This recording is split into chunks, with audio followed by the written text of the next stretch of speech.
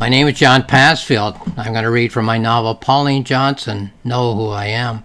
The title of this reading will be Pauline Johnson, Video 7, Paulines Costumes. Here's the cover of the novel. Pauline Johnson, Know Who I Am, a novel by John Passfield. That picture's from a photograph, a backyard photograph, in which there were three people, her second partner and his wife and Pauline. Just an afternoon in Vancouver that was snapped in 1912, almost 110 years ago next year. Pauline Johnson was born on the Six Nations Reserve in Ontario, Canada. Was she American, British, or Canadian? Was she Mohawk, English, or mixed? She added up her assets and liabilities and declared that the Pauline Johnson that the world would see would be Pauline, the performance artist, Pauline on stage. As for the real Pauline, she would keep that to herself. Here's a note on terminology. Such terms as First Nations, Aboriginal, and Indigenous were not in common usage at the time at which the events of the novel take place. To refer to her mother's people, the historical Pauline Johnson used the terms English and white. To refer to her father's people, she used the terms Indian, Mohawk, and red. While the novel is fiction, I've used Pauline Johnson's terms throughout the novel in the interest of historical accuracy. Three things could be said about the main character of this novel, Pauline Johnson. That she is Aboriginal, that she is non-Aboriginal, and that she has no racial identity at all. She is a performer who presents herself on stage. Her primary reason for going on the stage is to read her poems, but she finds that in order to provide an evening of entertainment, she must do more than read poems. She and her partner must present skits and songs and jokes for the entertainment of the crowd. In the arc of this novel, she explains two of the costumes that she wears during her act. Now, there's 16 chapters in the novel, and there's 16 images of this explanation of the two costumes, one in every chapter. So I have to kind of hunt through the novel and find my page number, so bear with me if I get mixed up. But the point is this, that there's 16 chapters of thought, and she's reviewing her entire life. So she's thinking of many, many things in each chapter, only one of which is an image of the costumes, the two costumes that she wears. But they comment on the other images, and the other images comment on the costumes. So that's why these images of one image arc are spread out throughout the novel. So we'll start on page 6 with the first comment by Pauline Johnson on her costumes. Well, it's time to get ready for my performance. My costumes are here and ready to don. An anteroom in a palace, a broom closet in a church, a bedroom in milady's mansion, a pin-clothed curtain at the end of a bar. I have every item ready. A little threadbare, of course, but brushed and washed and ironed. A native princess of the forest, a lady of a Mayfair drawing room. This is what they have come to see. This is the Pauline Johnson performance. Did anyone notice me as I walked around town today? Well, that's page 6. When we go to the next chapter, it's chapter 14. Putting on my buckskin dress. It slides right over my head. No, it isn't a Mohawk dress. I ordered it one day, as anyone else could do, from the Hudson's Bay Company store in Winnipeg. I sent them a money order, along with my Brantford address. Looking in the mirror at the mid-calf fringe and the red lining, I've worn it for every performance over the years. Just between you and me, I've had to let it out at the seams a couple of times. Well, then we go to page 22. Here we are. Putting on my English Lady of Mayfair costume. I have everything here ready to go. When I'm finished, you wouldn't recognize me as the everyday person who just walked in that door. Well, I so enjoyed shopping for dresses in London. My stage act served as my trousseau. Barker's department store, Darien Tom's, and wait a minute, let me see. Oh, and Ponting's as well. Then we go to page 30. which I'll find here. Here we are. Well, the neck was a little low for me to wear out in public, as Eva, my sister, was quick to note, so I fringed it with silver brooches hammered out of coins. These brooches came down to me from my grandmother. No, I didn't know her at all. I have no idea what she would say if she saw me now. I had never worn Indian clothing. I saw very little on the reserve. This costume was made from whatever bits and pieces I was able to find. Excuse me, I'll just clear my throat here. So then we go to page 38 for another installment of this thought about her two costumes. This is the corset. It's not easy to wriggle into, but I've learned to dress with speed. It was a whirlwind when I was shopping, all that time ago in London. Yes, I felt it was worth the money to make things just so. I wanted to act like a Mayfair lady, not to be one, merely to act. Every dressmaker had a French accent, real or assumed, and the latest Parisian dresses and fancy hats. Every one of them marveled that I was so slim at the waist. Then we go to 46.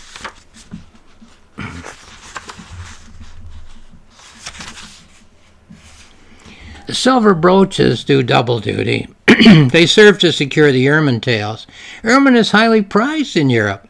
Those ladies pay dearly for what Indian ladies no longer wear here. No, of course I didn't. No, I didn't trap them myself.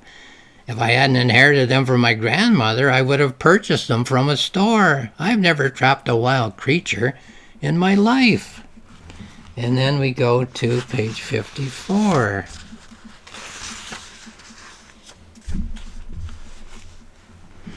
Believe it or not, I can tie the corset behind me as easily as you please. Oh, the satins and silks of London! I had such a time to choose me a dress. Finally, I simply had to decide. They were about to close the store. A dinner dress of brocade, cream was the fashionable color that year, and a bustle that seemed to stick out forever behind.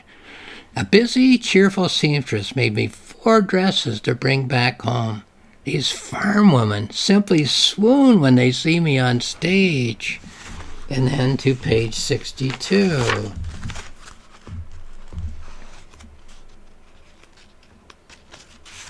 Here we are. Attaching the wampum belts to my waist. People ask me to explain the wampum belt.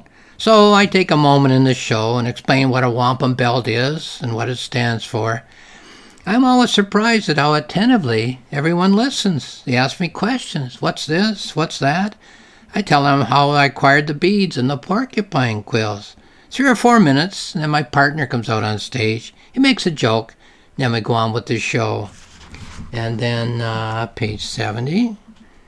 Again, 1 item per chapter, commenting on all the other images of her life, being commented on by all the other images of her life. Page 70. And now the dress slides over my head. It's actually one of 4 that I have had since my first visit to London. Barker's department store on Kensington High Street is where I purchase most of my clothes. Tea and biscuits while one chooses the latest styles.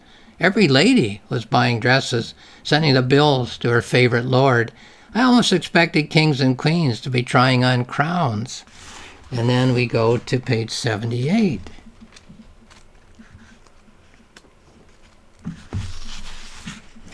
Attaching the Huron scalp to my waist, handed down from my great-grandfather. Attaching my father's hunting knife, authentic to him, if not to me.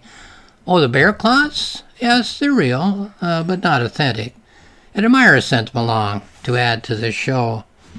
And then page 86.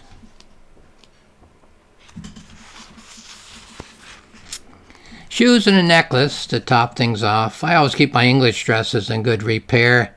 I have no ladies' maid as English ladies do, so if I want them to look fresh, where there's my needle and my thread, I carry an iron with me whenever I'm on the road. When one is traveling, one has to make do. One lady saw me sewing on a patch and then descending from the train, and couldn't believe that I would wear my mistress's clothes. I whispered my little secret, that I am the lady and the lady's maid by turns. page 94.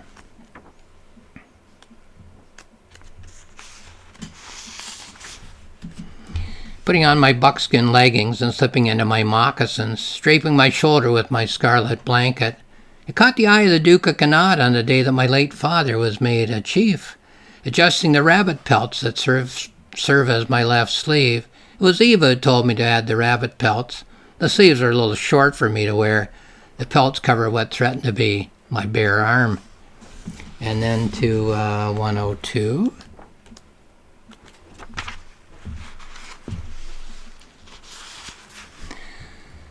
A glance in the mirror to check my hair. My Indian costume takes care of itself. I've had to let my English dresses out a few times. I'm no longer the slim Indian princess that once I was. I'm an aging entertainer, a middle-aged public performer, a vaudevillian who sometimes writes an occasional poem. It's been quite a few years since I was the girl who first trod the boards. And then 110.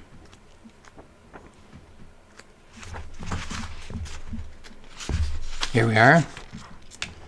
And lastly, never forgotten, but always left to the last, my little golden locket that I have worn for so many years. Worn with my Indian costume, worn with my Mayfair lady costume, worn with the clothes in which I am Pauline Johnson, myself. Perhaps it's the only thing on stage authentic to me. Yes, the locket with the precious picture inside. Tuck it in where it doesn't show. And with this, my Pauline costume is now complete. And that's 110. So just a couple more of these items, these images in her mind that are modifying and impinging on the other imagery of her life. My partner and I make a good team. A few jokes, an amusing skit as a frame for my serious poems. Smidgen of laughter, a couple of tears. Let them out, rein them in, give the audience something to think about, something to last for a couple of days. I won't be here to coddle them. I'll be off to another town.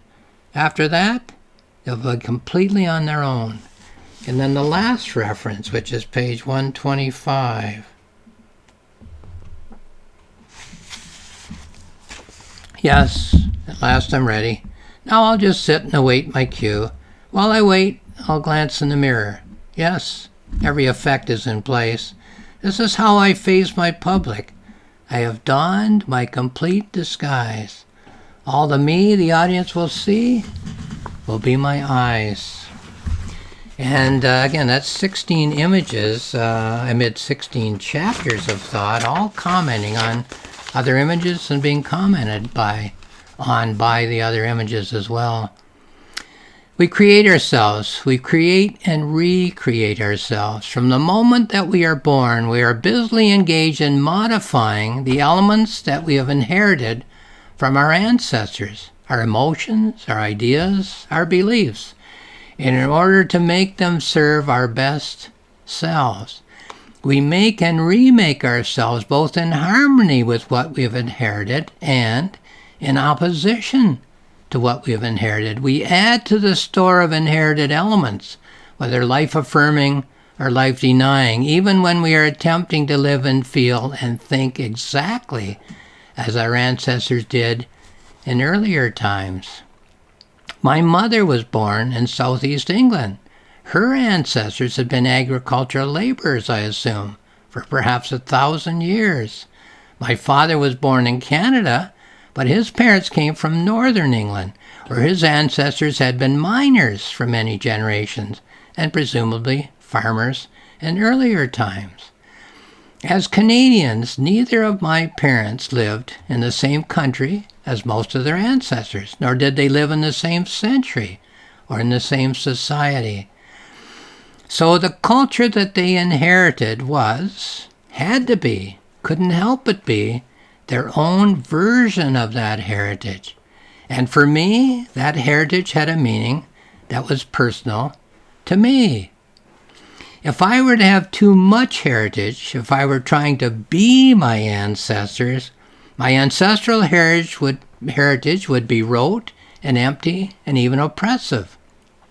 If I were to reject my ancestral heritage as too old or irrelevant or out of touch, I would be guilty of taking the surface for the essence, as the culture of all of us, at the deepest level, is the culture of what it is to be a human being in this world, living the life that all human beings live, though experienced and expressed on the surface in one's own place, culture, and time.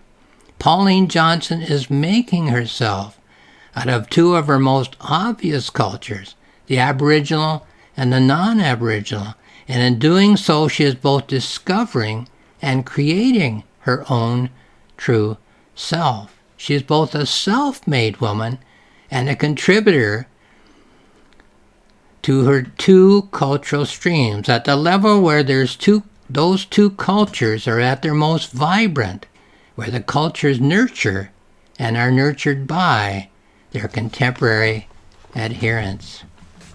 So the novel, once again, is Pauline Johnson, Know Who I Am, a novel by John Passfield.